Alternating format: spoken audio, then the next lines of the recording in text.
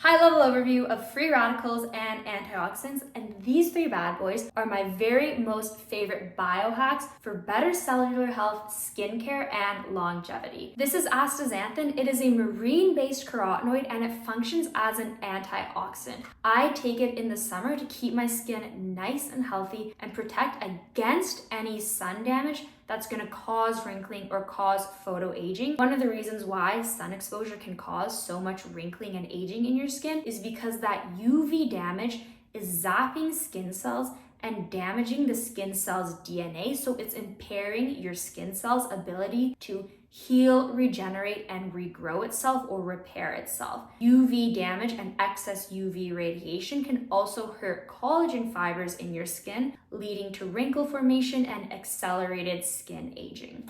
This is a quercetin supplement, and it's actually like bright neon in color. I think you can get it in grapes and grapefruit.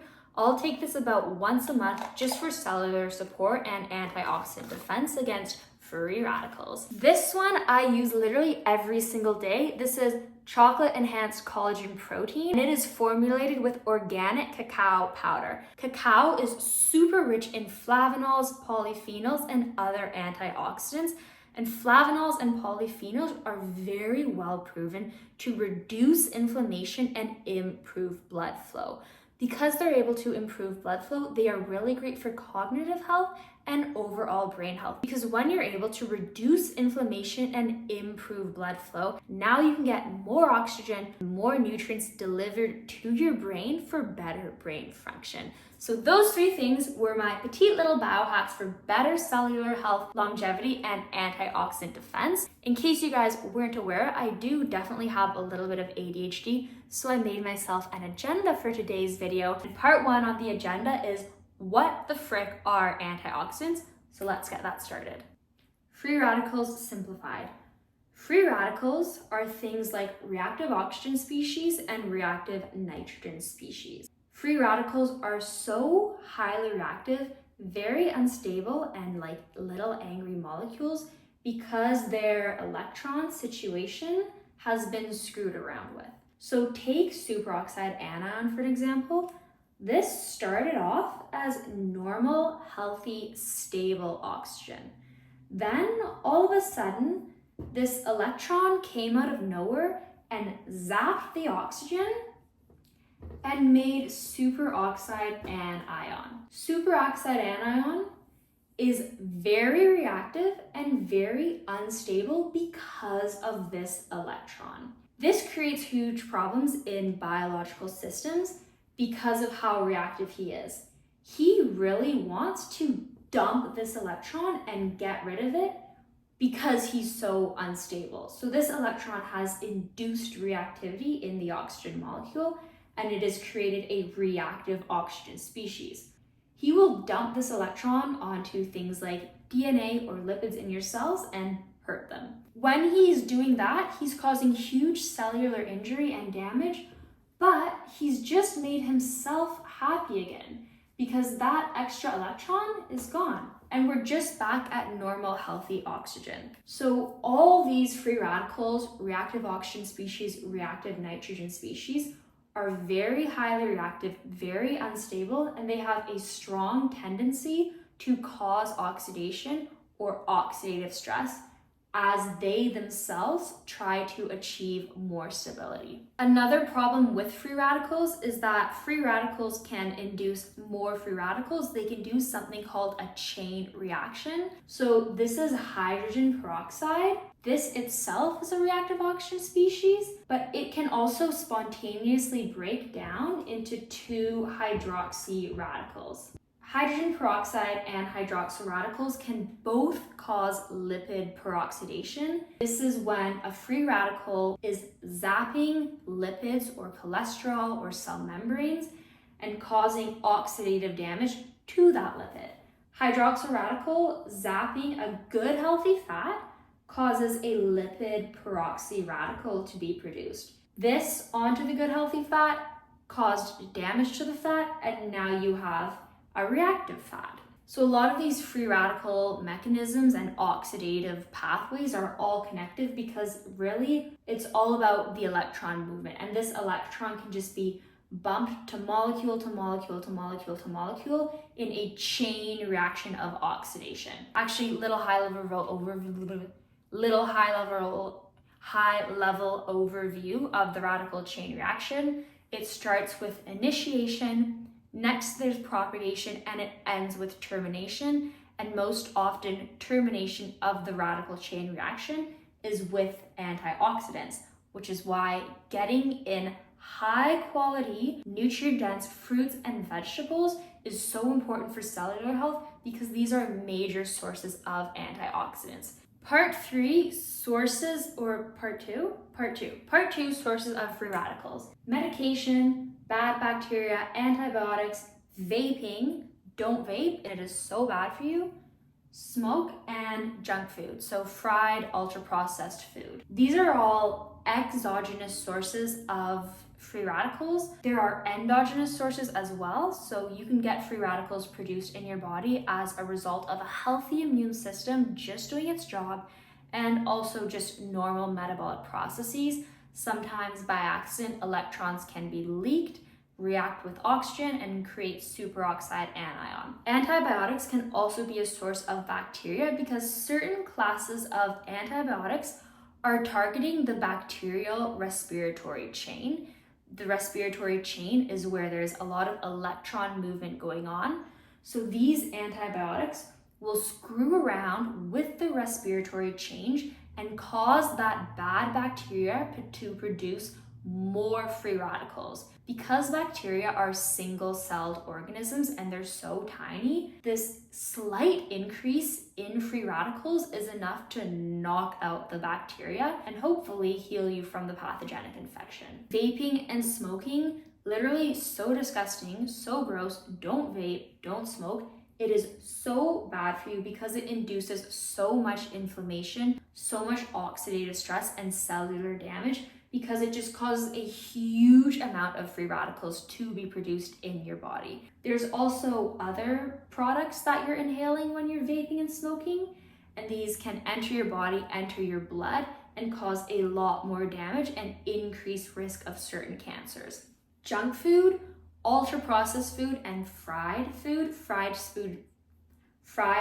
specifically can be high in pro-inflammatory molecules, carcinogens, acrylamides, and these are all increasing inflammation and increasing oxidative stress in your body. Other exogenous sources of free radicals could be environmental contaminants, environmental pollutants, factory smoke, car exhaust. If you're burning something in the kitchen by accident and you're breathing in those burning fumes, or eating that burnt food, this can increase oxidative stress and inflammation and increase free radicals in your body. Junk food, don't have to eat it. Vaping and smoking, gross, just don't do it. Antibiotics and medication, that's for you and your doctor to decide, but just be aware that certain medications can cause other complications or increase free radical production in the body. Part 3 for realsies, because I think I already said part 3, but I actually meant part 2. This is damage by free radicals. So hydrogen peroxide can break down into hydroxyl radical, and hydroxyl radical is going to cause lipid peroxidation, zapping good healthy fats. It can also zap and oxidize LDL cholesterol.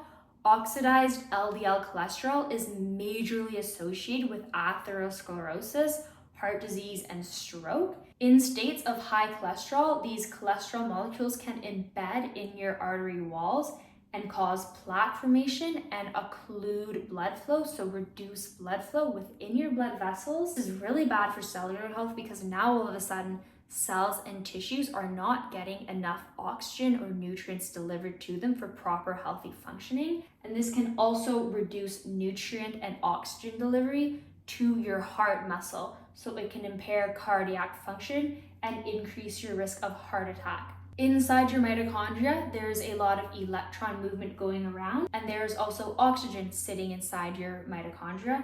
Oxygen can react with an electron to make superoxide anion.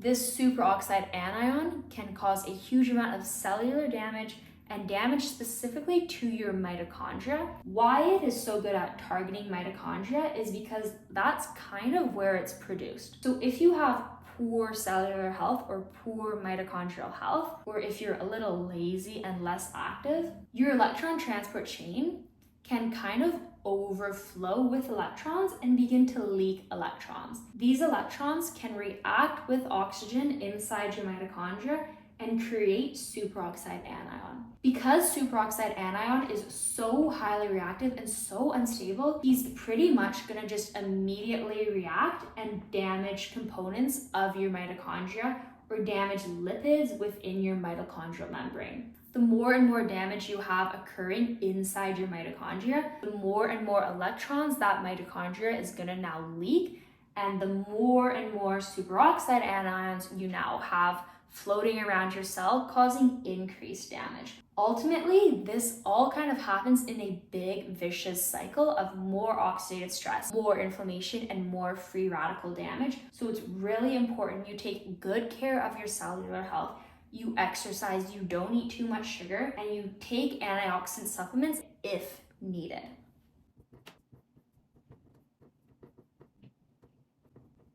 Part 4, antioxidant defense. Antioxidants are anti-oxidation, so they are very, very good at helping your body defend against oxidative stress. This is the vitamin C molecule. I drew it from memory, so I could have messed up or forgotten something, but I'm pretty sure this is what it looks like.